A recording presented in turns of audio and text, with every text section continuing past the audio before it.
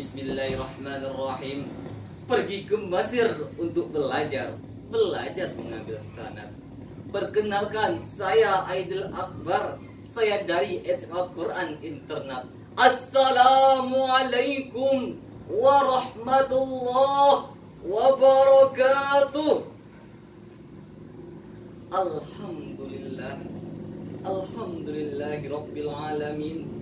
Assalatu wassalamu ala asrafil anbiya'i wal mursalin wa ala alihi wa ashabihi rasulillahi ajma'in. Amma ba'du. Segala puji bagi Allah yang telah memberikan rahmatnya, mengkaruniakan hidayahnya, bahkan memberikan nikmat yang begitu banyak kepada kita semua. Allah Subhanahu wa Ta'ala yang Maha Pengasih, tak pernah pilih kasih. Allah yang Maha Penyayang, yang kasih sayangnya tak pernah terbilang. Allah Subhanahu wa Ta'ala memberikan nikmat tanpa pandang pangkat, dari pejabat sampai tukang sunat, dari presiden sampai tukang serden, dari gubernur sampai tukang cukur, bahkan dari para menteri sampai para santri. Hadirin rahimakumullah. Allah Subhanahu wa Ta'ala memberikan nikmat yang begitu banyak, melimpahkannya kepada kita. Akan tetapi Allah memberikan nikmat, Allah hanya meminta satu. Tiada kata lain selain mensyukuri nikmatnya. Allah berfirman, "Fa'amma bi ni'mati rabbika fahaddits." Dan terhadap nikmat Tuhanmu, hendaklah kau nyatakan dengan bersyukur. Hadirin rahimakumullah. Allah memberikan kita nikmat dan Allah hanya meminta kita untuk mensyukuri nikmatnya. Apabila kita mensyukuri nikmat Allah, maka Allah akan menambahnya. La in syakartum la azidannakum wa la in kafartum inna adzabi lasyadid. Barang siapa yang mensyukuri nikmatku, kata Allah, maka akan bertambah. Dan barang siapa yang kufur terhadap nikmatku, kata Allah, ingatlah, azabku sangatlah pedih. Hadirin rahimakumullah.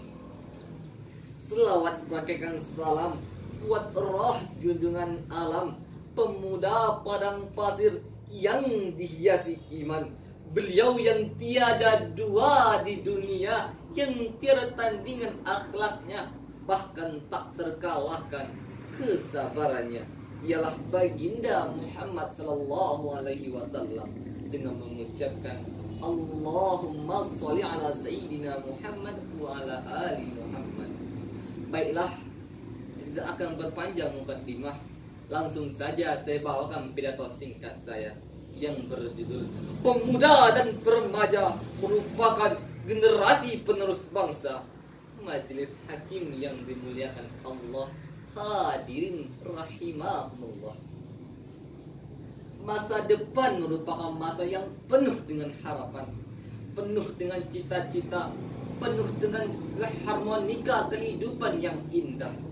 Keindahan itu dihiasi dengan bentuk fisik yang kuat, berjalan masih cepat, pendengaran masih akurat, pemikiran masih cermat, kulit wajah bersih mengkilat, walaupun masih banyak jerawat, tetapi tidak gawat, karena masih banyak obat di toko-toko terdekat. Maka dari itu hadirin, pantas bila para pemuda dan para remaja merupakan suatu penentu maju mundurnya suatu negara. Sebab terbukti sejak zaman dahulu kala hingga hari ini, bahkan di masa yang akan datang, sesuai dengan fitrahnya, bahwasanya para pemuda dan para remaja merupakan suatu tulang punggungnya suatu negara. Allah berfirman dalam Quran surah An-Nisa ayat 9 yang berbunyi, A'udzu billahi minasy syaithanir rajim.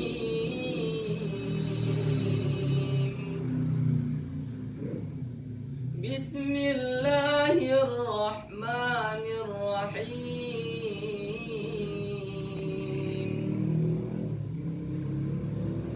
وَلْيَخْشَى الَّذِينَ لَوْ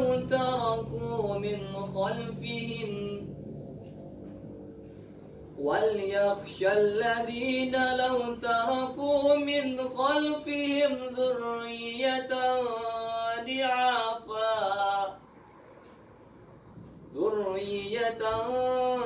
ضِعَافًا خَافُوا عَلَيْهِمْ فَلْيَتَّقُوا اللَّهَ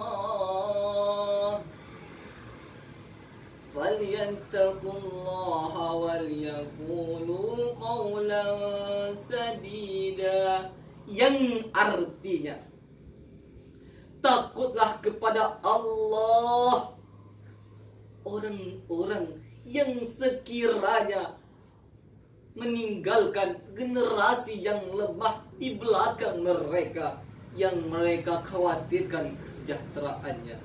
Dan bertakwalah kepada Allah dan berbicaralah dengan tutur kata yang benar.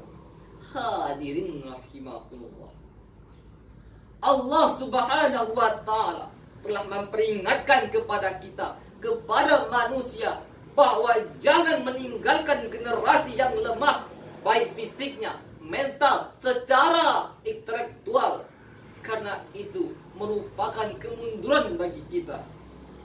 Profesor Dr. B.J. Habibie mengatakan, setidaknya ada 5 kelemahan yang harus kita hindari.